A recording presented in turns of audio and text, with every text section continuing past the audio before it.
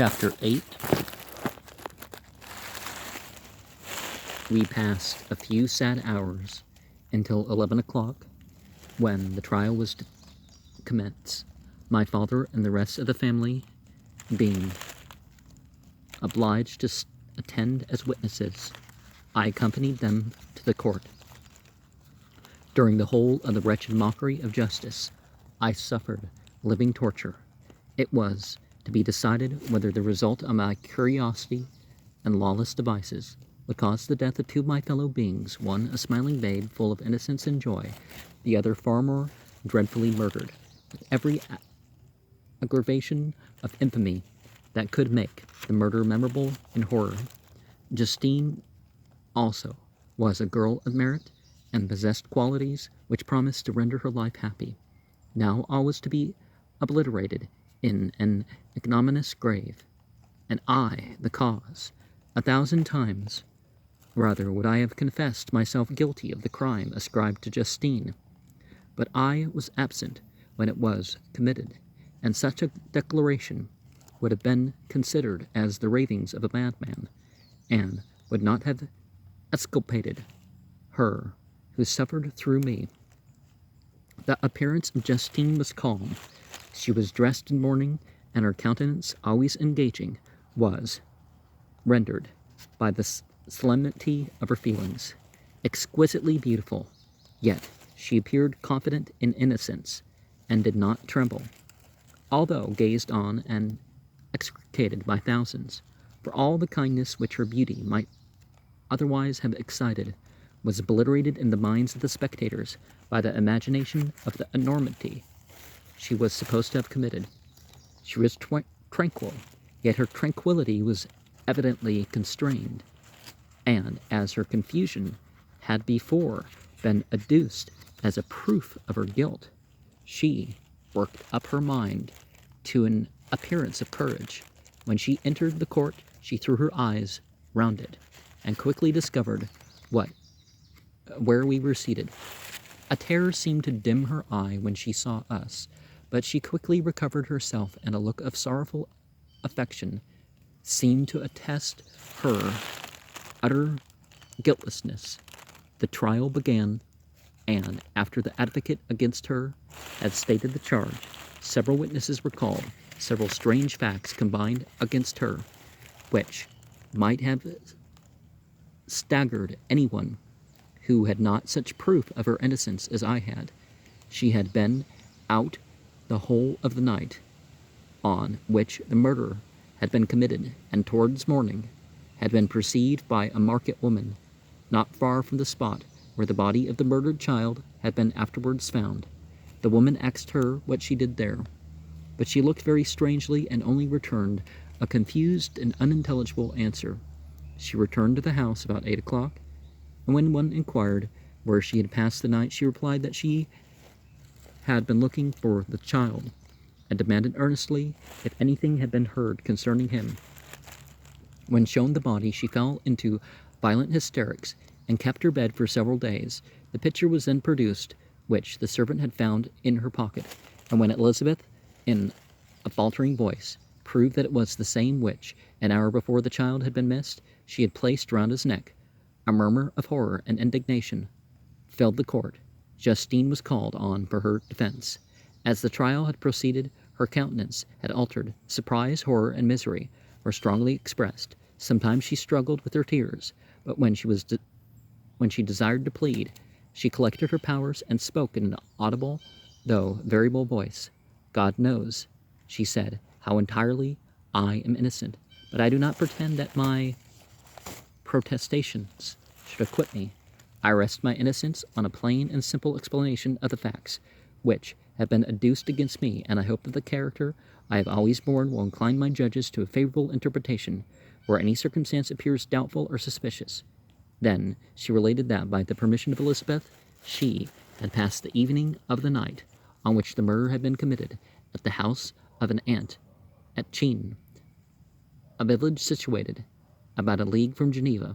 On her return about 9 o'clock, she met a man who asked her if she had seen anything of the child who was lost. She was alarmed by this account, and passed several hours in looking for him.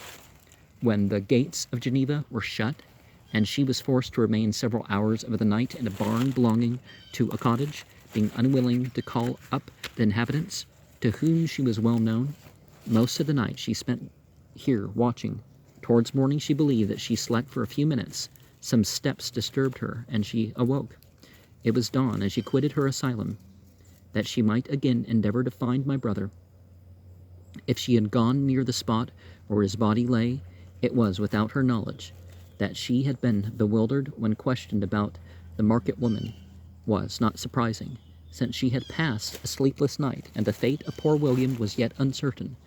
Concerning the picture, she could give no account. I know, continued the unhappy victim, how heavily and fatally this one circumstance weighs against me, but I have no power of explaining it, and when I have expressed my utter ignorance, I am only left to conjecture concerning the probability by which it might have been placed in my pocket. But here also I am checked. I believe that I have no enemy on earth, and none surely would have been so wicked as to destroy me wantonly. Did the murderer place it there? I know of no opportunity afforded him for so doing, or if I had, why should he have stolen the jewel, to part with it again so soon?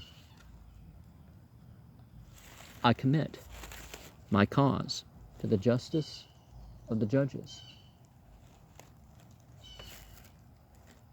Yet I see no room for hope.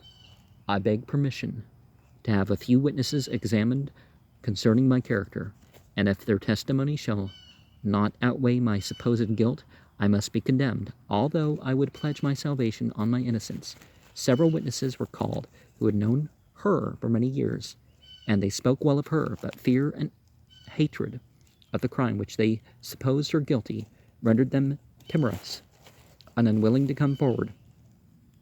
Elizabeth saw even this last resource, her excellent dispositions and irreproachable conduct, about to fail the accused, when, although violently agitated, she desired permission to address the court. I am, said she, the cousin of the unhappy child who was murdered, or rather his sister, for I was educated by and have lived with his parents ever since, and even long before his birth. It may therefore be judged indecent in me to come forward on this occasion, but when I see a fellow creature about to perish through the cowardice of her pretended friends, I wish to be allowed to speak, that I may say what I know of her character. I am well acquainted with the accused. I have lived in the same house with her at one time for 5, and at another for nearly 2 years. During all that period she appeared to me the most amiable and benevolent of human creatures.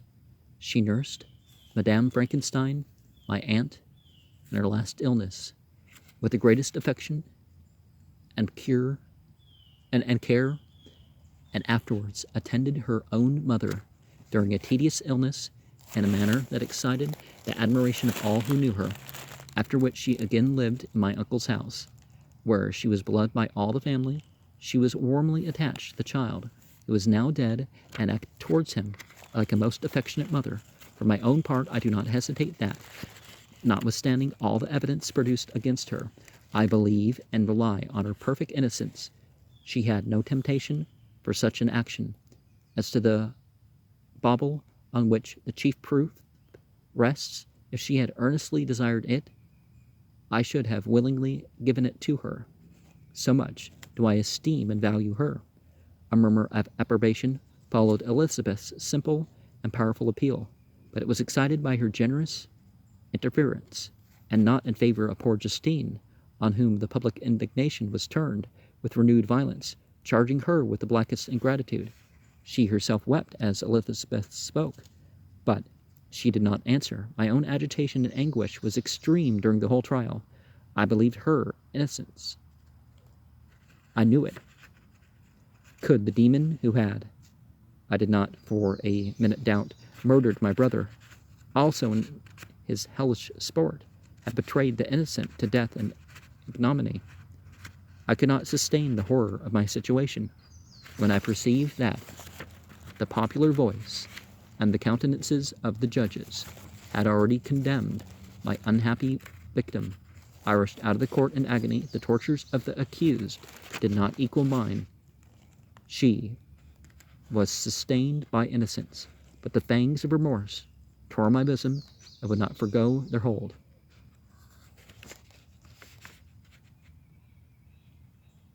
I passed a night of unmingled wretchedness. In the morning I went to the court. My lips and throat were parched. I dared not ask the fatal question, but I was known, and the officer guessed the cause of my visit. The ballots had been thrown.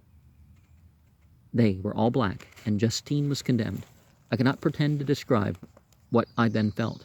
I had before experienced sensations of horror, and I have endeavored to bestow upon them adequate expressions, but words cannot convey an idea of the heart-sickening despair that I then endured.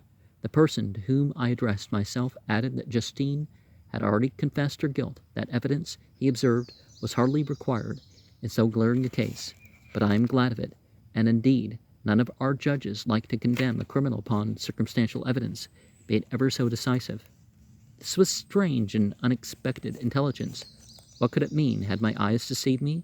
And was I really as mad as the whole world would believe me to be if I disclosed the object of my suspicions? I hastened to return home, and Elizabeth eagerly demanded the result. My cousin, replied I, it is decided, as you may have expected. All judges had rather that 10 innocent should suffer than 1 guilty should escape. But she has confessed. This was a dire blow to poor Elizabeth, who would have relied with firmness upon Justine's innocence. Alas, said she, shall I ever again believe in human goodness? Justine, whom I loved and esteemed as my sister, how could she put on those smiles of innocence only to betray?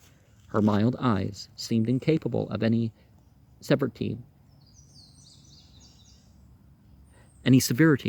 or guile, and yet she has committed a murder. Soon after we had heard that the poor victim had expressed a desire to see my cousin, my father wished her not to go, but said that he left it in her own judgment and feelings to decide. Yes, said Elizabeth, I will go, although she is guilty, and you, Victor, shall accompany me. I cannot go alone. The idea of the visit was torturing to me, yet I could not refuse. We entered the gloomy prison chamber, and beheld Justine sitting on some straw at the farther end. Her hands were manacled, and her head rested on her knees. She rose on seeing us enter, and when we were left alone with her, she threw herself at the feet of Elizabeth, weeping bitterly. My cousin wept also. Oh, Justine, said she, why did you rob me of my last consolation? I relied on your innocence, and although I was then very wretched, I was not so miserable as I am now. And do you also believe that I am so very, very wicked? Do you also join with my enemies to crush me, to condemn me as a murderer? Her voice suffocated with sobs. Rise, my poor girl, said Elizabeth. Why do you kneel if you are innocent? I am not one of your enemies. I believe you guiltless, notwithstanding every evidence, until I heard that you had yourself declared your guilt. That report, you say, is false, and be assured, dear Justine, that nothing can shake my confidence in you for a moment, but your own confession. I did confess, but I confessed a lie. I confessed that I might obtain absolution, but now that falsehood lies heavier at my heart than all my other sins. The God of heaven forgive me. Ever since I was condemned, my confessor has besieged me. He threatened and menaced until I almost began to think I was the monster that he said I was. He threatened excommunication and hellfire in my last moments if I continued obdurate. Dear lady, I had none to support me. All looked on me as a wretched as a wretch doomed to ignominy and perdition. What could I do? In an evil hour I subscribed a lie, and now only am I truly miserable. She paused, weeping, and then continued, I thought with horror, my sweet lady, that you should believe your Justine, whom your blessed aunt had so highly honored, and whom you loved, was a creature capable of crime which none but the devil himself could have perpetrated. Dear William, dearest blessed child, I soon shall see you again in heaven, where we shall all be happy, and consoles me, going as I am to suffer ignominy and death. Oh, Justine, forgive me for having one moment distrusted you. Why did you confess? But do not mourn, dear girl. Do not fear. I will proclaim. I will prove your innocence. I will melt the stony hearts of your enemies by my tears and prayers. You shall not die. You, my playfellow, my companion, my sister, perish on the scaffold. No, no, I never could survive so horrible a misfortune. Justine shook her head mournfully. I do not fear to die, she said. That pang is past. God raises my weakness and gives me courage to endure the worst. I leave a sad and bitter world. If you remember me and think of me as of one unjustly condemned, I am resigned to the fate awaiting me. Learn from me, dear lady, to submit in patience to the will of heaven. During this conversation, I had retired to a corner of the prison room where I could conceal the horrid anguish that possessed me. Despair? Who dared talk of that? The poor victim who on the morrow was to pass the awful boundary between life and death felt not, as I did, such deep and bitter agony. I gnashed my teeth and ground them together, uttering a groan that came from my inmost soul. Justine started. When she saw who it was, she approached me and said, Dear sir, you are very kind to visit me. You, I hope, do not believe that I am guilty. I could not answer. No, Justine, said Elizabeth, he is more convinced of your innocence than I was. For even when he heard that you had confessed, he did not credit it. I truly thank him. In these last moments, I feel the sincerest gratitude towards those who think of me with kindness. How sweet is the affection of others to such a wretch as I am.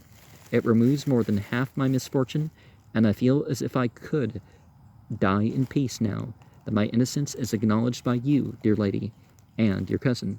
Thus the poor sufferer tried to comfort others and herself. She indeed gained the resignation she desired.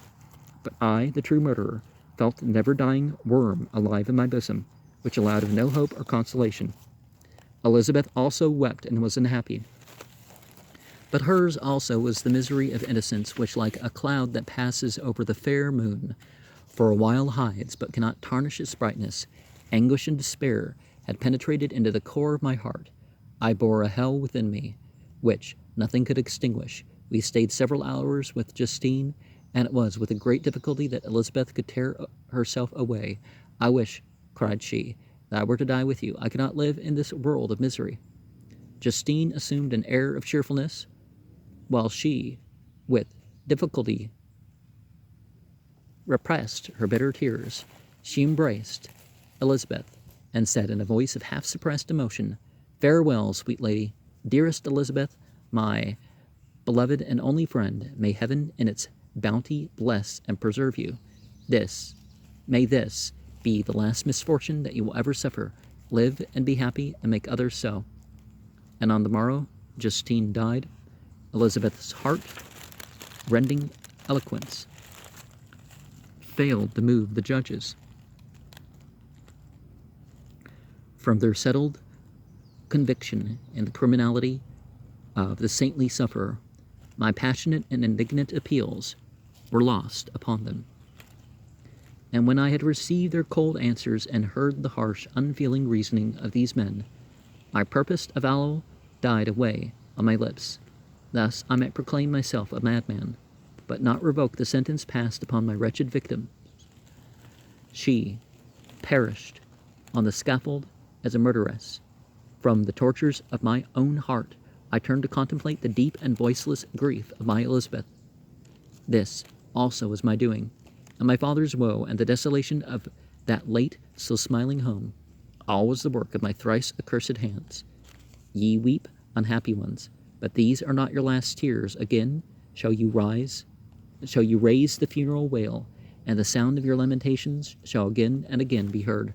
Frankenstein, your son, your kinsman, your early, much-loved friend, he who would spend each vital drop of blood for your sakes, who has no thought nor sense of joy except as it is mirrored also in your dear countenances, who would fill the air with blessings and spend his life in serving you.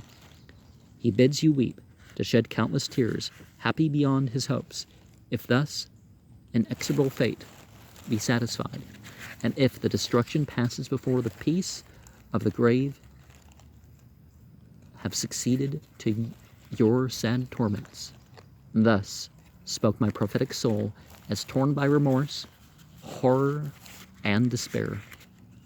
I beheld those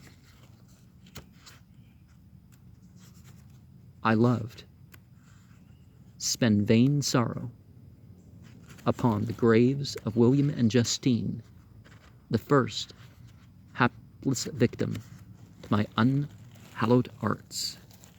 Now,